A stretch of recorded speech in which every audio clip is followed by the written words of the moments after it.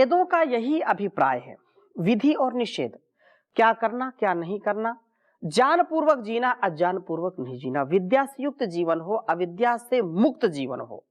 यदि अविद्या में हम रहेंगे तो अविद्या ही सारे क्लेशों का मूल है। अविद्या से दूर हो, विद्या से युक्त हो, और इस प्रकार से जब हम अपने जीवन को सुंदरता से, व्यवस्था से अपने आप को जी पाएंगे तो हर प्रकार के दुरितों से, दुर्गुणों से अपने आप को बचा पाएंगे और काम भावनाओं को समाप्त करके ऐश्वर्य को प्राप्त करेंगे, क्योंकि और कोई उपाय नहीं है। ज्ञान की वृद्धि से विनाश होता है ईर्ष्या का, ज्ञान की वृद्धि से विनाश होता है तृष्णा का, ज्ञान की वृद्धि से हमारे संपूर्ण दुर्गुणों का, दुर्व्यसनों का नाश होता है और सद्गुणों का विकास होता है। तो हमने 12वें मंत्र को पढ़ा था। 11वें मंत्र में भी जो ज्ञान की बात कही थी, उषा से हम अपने काम और क्रोध को दूर करें, उषा के समय न सोएं और ज्ञान से युक्त हों। इसी प्रकार से 13वें मंत्र में भी बहुत सुंदर चर्चा की है कि हम भोग भावनाओं को दूर करें, काम भावनाओं को दूर करें और ज्ञान ऐश्वर्य को प्राप्त करें। ज्ञान से ही हम अपने जीवन को दिव्य बना सकते हैं। 14वें मंत्र में बड़ी सुंदर चर्चा है। मैं 14वां मंत्र आपके समक्ष रखता हूं। शंबर हनन, यह जो जीवन है, यह शांति को आवृत करने वाले जो ईर्षा को संबर कहते हैं।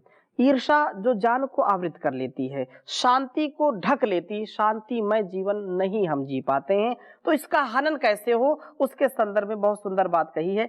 वेद मंत्र मैं लिखता हूं, फिर चर्चा करूंगा। ओम उतदासम कौलितरम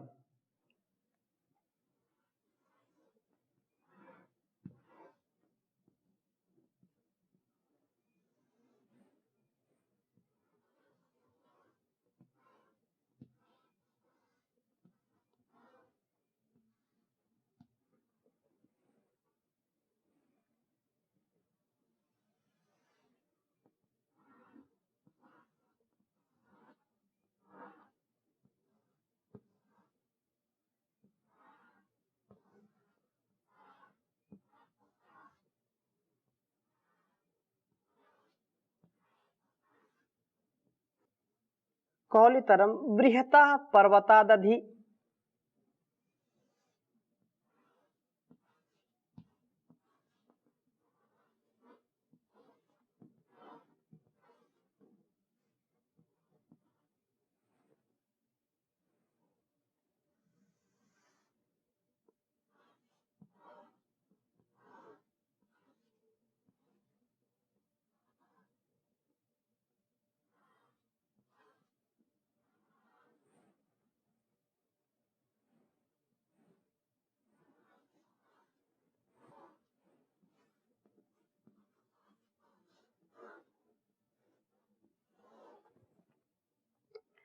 बृहतः पर्वतादधि अवाहनिन्द्र शंबरम।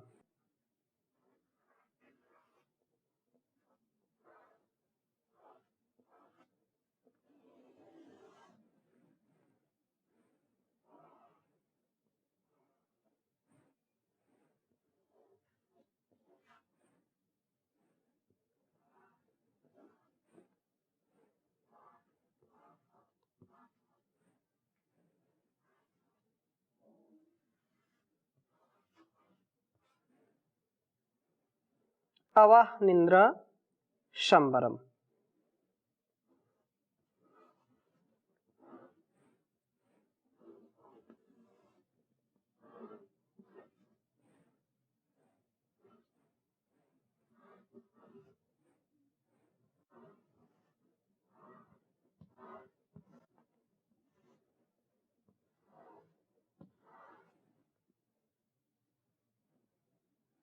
ऋग्वेद के चतुर्थ मंडल के 30वें सूक्त का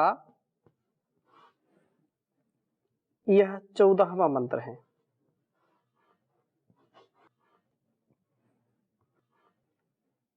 ओम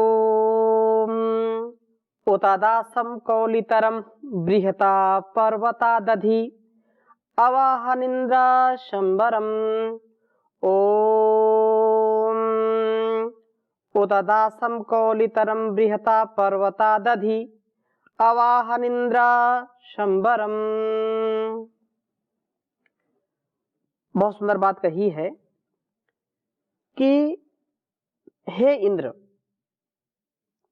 शत्रु का नाश करने वाले प्रभो, आप जैसे पिछले मंत्र में हमने पढ़ा था, शुष्ण तो समाप्ति करते ही हैं, अर्थात जो अज्ञानता है उसका नाश करते हैं।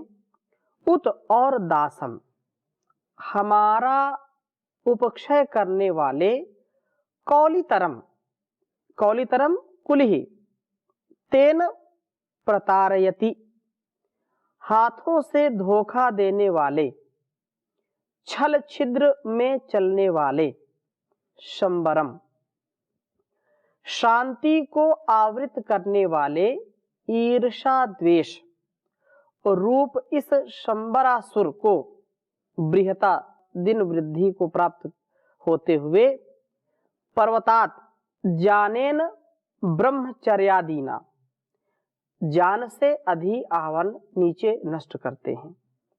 कहने का आशय क्या है? वेद मंत्र अत्यंत सरल है और इतनी बात है इसमें कि हमारे अंदर का जो ईर्षा द्वेष का भाव है, यह ईर्षा द्वेष का भाव हमारी वृद्धि को रोकता है, हमारे विकास को, हमारी सफलता को विफलता में, असफलता में बदलता है। हम यदि ईर्षा द्वेष करते हैं किसी से और कर ही बैठते हैं छोटे छोटे स्वार्थ की सिद्धि के लिए, अपने इंद्रिय लोलुपता के लिए, अपने अहंकार की पुष्टि के लिए हम ईर्षा कर बैठते हैं, दूसरे से द्वेष कर बैठते हैं। और ईर्षा द्वेष जो अत्यंत हानिकारक है, द्विष अप्रीतम। हम जब ईर्षा करते हैं, दूसरे से जलते हैं, तो जलना वो अपने लिए ही है। अर्थात यदि हम किसी से ईर्षा करते हैं तो जिससे ईर्षा करते हैं उसकी हानि नहीं है, अपितु हमारी हानि है। हम किसी को बढ़ता हुआ देख करके यदि ईर्षा करते हैं तो अच्छी बात नहीं। मैत्री, करुणा, मुदिता, उपेक्षणा, पुण्य पुण्य, ये जो कुछ भी है, अपने जीवन का उत्कर्ष यदि हम चाहते हैं, अपने जीवन की सफलता चाहते हैं, तो एक बात आती है आयुर्वेद ग्रंथों में, हेतुर्षु फले नेर्षु, हेतुर्षु फले नेर्षु। अर्थात तुम किसी की उन्नति देख करके, किसी का वैभव देख करके, किसी का रूप देख करके, किसी की योग्यता, किसी के गुणों को देख करके यदि ईर्षा करते हो तो अच्छी बात नहीं है। ईर्षा यदि करनी है तो करो। कैसे करो? हेतु में ईर्षा करो। हेतु, वो कितना पुरुषार्थ करता है जिससे वो धनवान हो गया, वो कितना पढ़ाई में पुरुषार्थ करता है कि अच्छे अंक आ गए, कितना वह अपने आप को संयमित रखता है कि सुंदर रूप और स्वस्थ रहता है, वो कितना वो दिन रात मेहनत करके अपने ऐश्वर्य को उसने प्रतिष्ठापित किया है। तो आप हेतु में ईर्षा करो उसके, कि वो यदि 2 घंटे पुरुषार्थ करता है तो मैं 4 घंटे पुरुषार्थ करूंगा, यदि वह 1 घंटे पढ़ता है तो मैं 2 घंटे पढ़ूंगा। उसके फल को देख करके ईर्षा मत करो, इसके इतने अंक कैसे आ गए, इसके पास इतना धन दौलत कैसे आ गया। उसके मूल में जाओ। और यदि मूल में, सात्विक जो धरातल में लोग हैं उनके लिए हम चर्चा कर रहे हैं। अब कोई जो है चोरी करके, कोई बेईमानी करके, भ्रष्टाचार करके धनवान बने, तो इसका तात्पर्य ये नहीं कि आप भी वो कम भ्रष्टाचार किया, 1 लाख का गमन किया तो आप 2 लाख करो। ऐसा बिल्कुल मन में विचार नहीं आना चाहिए कि जो है हेतु ईर्षा, अगर ये धनवान है और चोरी करता है तो मैं इससे बड़ी चोरी करूंगा, ऐसा मन में कभी नहीं आना चाहिए। ऐसा मन में ना आए कि नहीं ये एक बार झूठ बोला तो मैं 4 बार झूठ बोलूंगा, ये हेतु नहीं, ये अधर्म से युक्त नहीं, धर्म से युक्त, मर्यादा से युक्त जो जीवन है उसमें अपने आप को हेतु के साथ रखिए। और उसका हेतु क्या है? वृद्धि का, उसकी यश कीर्ति का जो हेतु है उसमें सात्विकता के साथ, अच्छाई के साथ, सच्चाई के साथ आगे बढ़ने का क्रम रखिए। और द्वेष किसी से मत करिए, अप्रीति किसी से मत करिए। फिर प्रश्न उठता है, क्या जो अधर्मी हैं, जो पापी हैं, जो दुराचारी हैं, व्यभिचारी हैं, जो आतंकवादी हैं, देश के जो शत्रु हैं, समाज के जो शत्रु हैं, क्या उनसे भी प्रीति करें हम? ना प्रीति करने की भी आवश्यकता नहीं है और अप्रीति करने की भी आवश्यकता नहीं है। तटस्थ रहें। हाँ, यदि वो नहीं मानते हैं तो उनको फिर सबक सिखाना चाहिए, उनको सठे साठ्यम समाचरित, जैसे को तैसा, टिट फॉर टैट। अपने आप पहले कभी किसी से कुछ ना कहें, लेकिन जब नहीं बात बन पा रही और वो मानवता के शत्रु हैं, वे मानवता के, समाज के, राष्ट्र के, विश्व के शत्रु हैं, तो ऐसे में उनका उद्धार करना चाहिए जो उनके लिए अनुकूल है, उनके लिए जो मर्यादा से हम कर सकते हैं, उनका सामाजिक बहिष्कार कर सकते हैं। कानून को, संविधान को हाथ में लेने की आवश्यकता नहीं कि हम ही इसका करें ना। इतना जो न्याय व्यवस्था है, जो शासन प्रशासन है, उसके साथ भी हम कार्य कर सकते हैं। और कभी भी चाहे वेद का उपदेश हो, संदेश हो, चाहे शास्त्रों का, या ये कहें एक शब्द में कि जो आध्यात्मिक अनुशासन है, अनुशासन जो संविधान है आध्यात्मिक, वेद आदि ग्रंथों का, वेद आदि जो दैवीय उपदेश हैं, उनके अनुसार जीवन जीना, और एक सामाजिक राष्ट्रीय जीवन जीने के लिए जो राष्ट्र का कानून है, जो संविधान है, उसका वैसे जीना, ये दोनों ही संविधान हमारे लिए अत्यंत पालनीय हैं। अर्थात दोनों का हम समुचित पालन करें, यथोक्त संतुलन बना रहे, संतुलित रूप से, उल्लंघन ना हो, क्योंकि दोनों का उल्लंघन करने पर हमको दंड मिलेगा ही मिलेगा। इसलिए वेद का उपदेश है, आदेश है, संदेश है, हम ईर्ष्या ना करें। भगवान श्री कृष्णचंद्र जी ने भी महाभारत के युद्ध में अर्जुन को समझाते हुए कहा कि युद्धस्व विगता ज्वरा, हे अर्जुन तुम युद्ध करो लेकिन तुम्हारे मन में ईर्ष्या द्वेष न हो, बिल्कुल ज्वर रहित, बिल्कुल शांत भाव से, संतुलित भाव से, समभाव से धर्म के रक्षा के लिए युद्ध करो, और ये तुम्हारा कर्तव्य है। तो हम इस संसार में ईर्ष्या द्वेष ना करें। हाँ, जो ऐसे लोग हैं तो उनसे प्रीति ना करें। प्रीति ना करें तो मतलब बिल्कुल अटैचमेंट ना हो, अपने आप को तटस्थ स्थिति में रखें। यहां पर जो उपदेश दे रहे हैं तो कहा कि जानेन ब्रह्मचार्यादिना, ज्ञान के द्वारा, ब्रह्मचर्य के द्वारा, अधि आवाहन, नीचे नष्ट करते हुए हैं। अर्थात जब मनुष्य ईर्ष्या से आक्रांत हो जाता है तब छल छिद्र का अवलंबन करता है, टेढ़े मेढ़े साधनों से शत्रु को विनष्ट करता है। ईर्ष्या जो है, ईर्ष्या में सरलता समाप्त हो जाती है। इसलिए यहाँ शंबर को कौलितर कहा है। हमारे स्वास्थ्य का भी विनाश करने से इसे दास कहा गया है, क्योंकि जो ईर्ष्यालु व्यक्ति होगा, जो व्यक्ति दूसरों से द्वेष करने वाला होगा, द्वेषी है, ईर्ष्यालु है, वो स्वास्थ्य की दृष्टि से भी कभी ठीक नहीं रहेगा। उसकी त्योरियां चढ़ी रहेंगी, भाव भंगिमा ठीक नहीं रहेगी, प्रसन्नता चेहरे पर नहीं रहेगी, और मानसिक विचार भी जो उसके ठीक नहीं रहेंगे, और वो पूर्ण स्वस्थ होना चाहिए, स्वास्थ्य भी उसका ठीक नहीं रह सकता। इसलिए सरलता नहीं रहती, सरलता समाप्त हो जाती है, टेढ़ापन आ जाता है, थोड़ी थोड़ी बात में नाराज होता है, दोष देखता है, अलग अलग प्रकार की जो दुर्गुण की स्थिति आ जाती है। जो संकुचित, संकीर्ण, तुच्छ, जो निम्न रास्ते हैं, उनका वो आलंबन लेकर के शत्रुओं का नाश करना चाहता है। और कहा कि यह दास बना लेता है हमको। ज्ञान की वृद्धि होने पर ईर्षा समाप्त हो जाती है। जब ज्ञान की गंगा में स्नान हो जाता है तो अपने आप इनका शमन हो जाता है, इनका नाश हो जाता है। इसी बात को इस रूप में कहा गया है कि इसे बृहत पर्वत से गिरा करके चकनाचूर कर दिया जाए। कितनी बड़ी बात है कि ये तो ईर्ष्या द्वेष बहुत घातक है, इसको मार डालो, इसका नाश कर दो। कैसे नाश करो? बोले पर्वत पर चढ़ा दो। ये उपमा है, अलंकार है। कितने ऊंचे पर्वत पर ले जाओ और वहीं से इसको गिरा दो और ये चकनाचूर हो जाए, बिल्कुल धराशायी हो जाए, उठ ही ना पाए। अर्थात हमारे स्वभाव में कभी भी ईर्ष्या द्वेष का भाव नहीं आना चाहिए। चाहे कोई निंदा करे, चाहे स्तुति करे, चाहे लाभ दे, चाहे हानि करे, चाहे सुख दे, चाहे दुख दे, चाहे किसी प्रकार से अलंकृत करे, चाहे कलंकित करे, अपने आप अपना निर्माण करें। व्यक्तिगत जीवन में अत्यंत सहनशीलता हमारे होनी चाहिए और सामाजिकगत राष्ट्रीय जीवन में हमारे अंदर पूर्ण पुरुषार्थ, शौर्य हो, धैर्य हो, वीरता, धीरता, गंभीरता हो और उस समय उसका डट करके मुकाबला करना चाहिए। ज्ञान की वृद्धि से ईर्ष्या का विनाश होता है।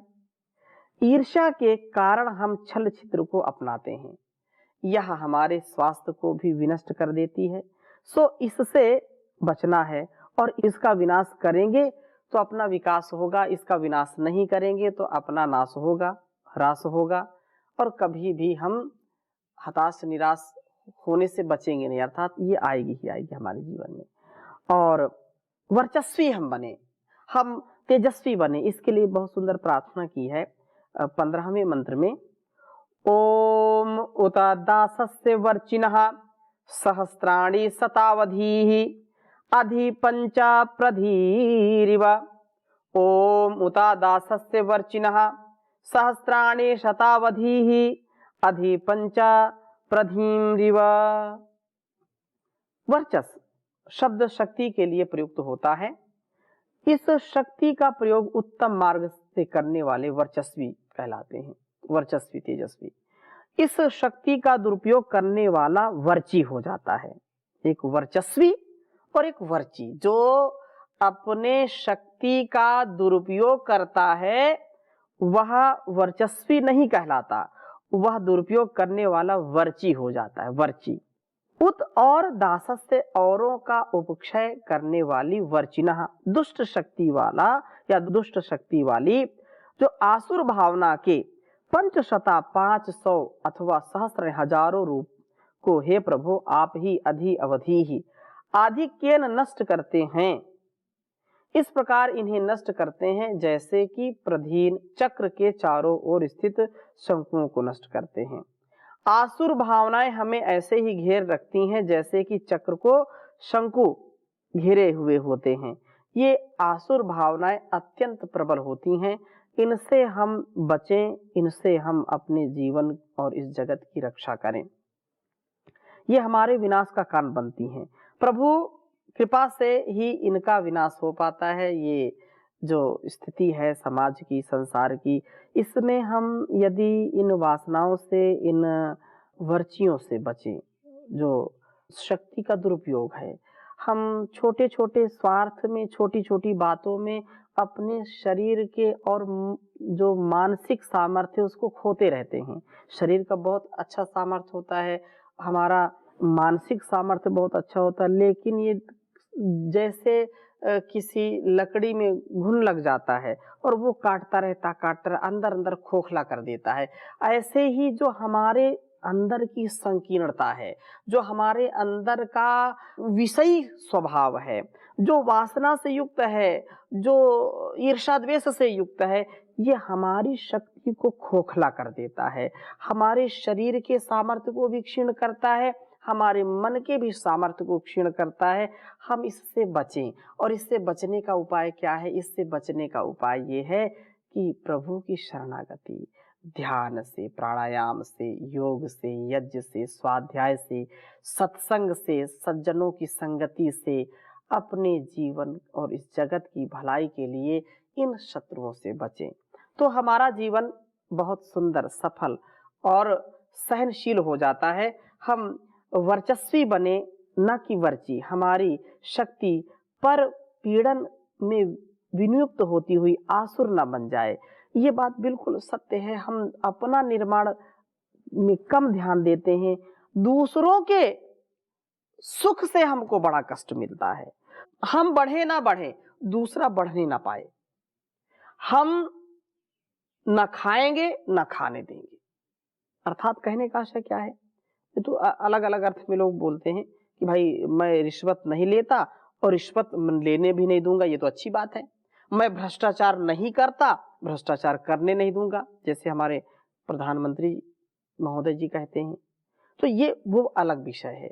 लेकिन यहाँ विषय चल रहा है कि अपने आप की शक्ति का ह्रास न होने देना, अपने मानसिक और शारीरिक शक्ति को हम बढ़ाने का प्रयत्न करें।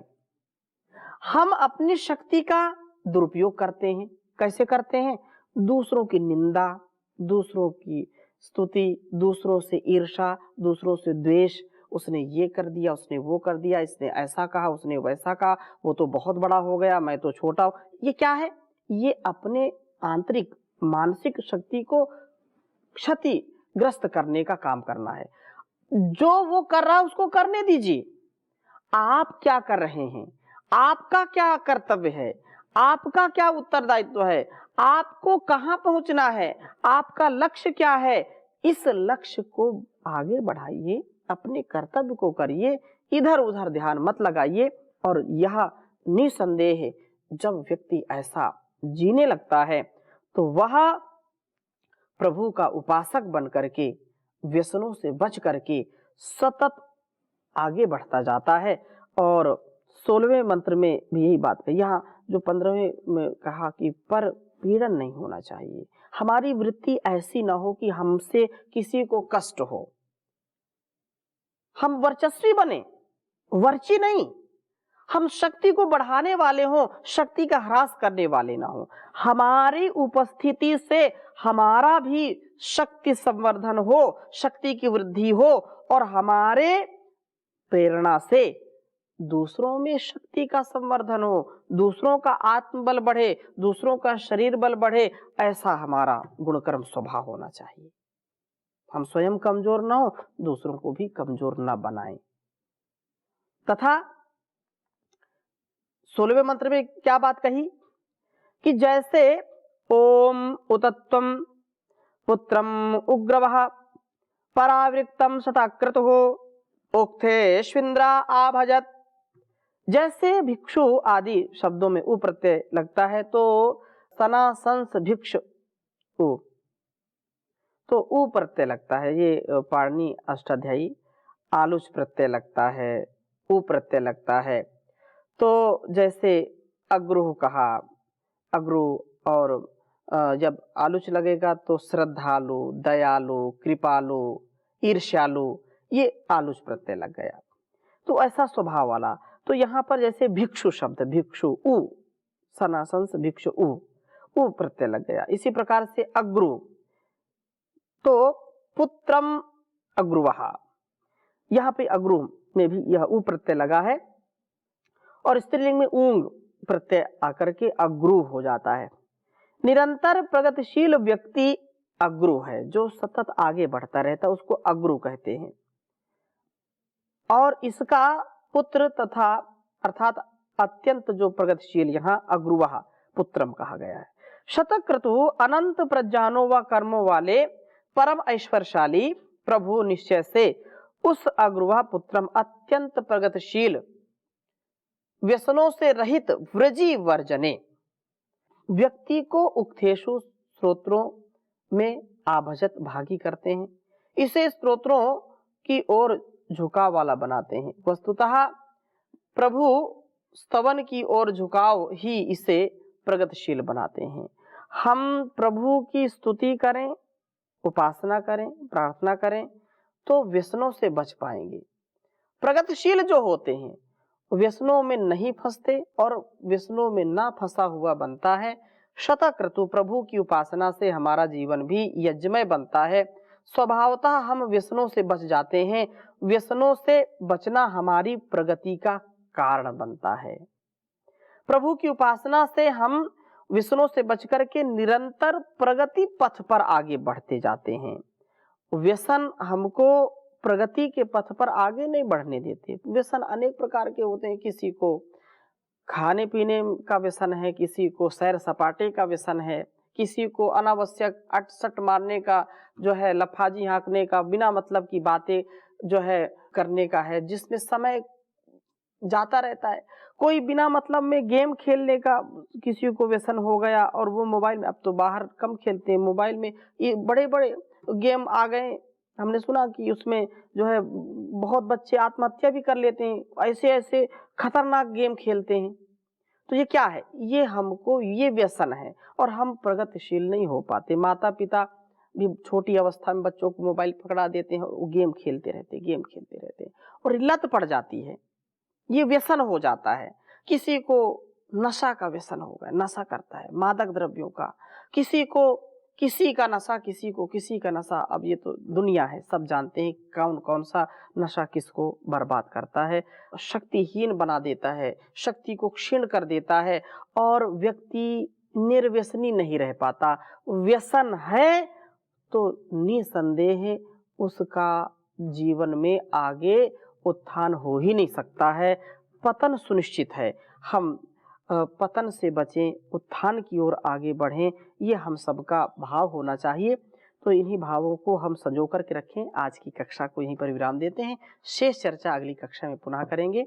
ओम शांति शांति शांति।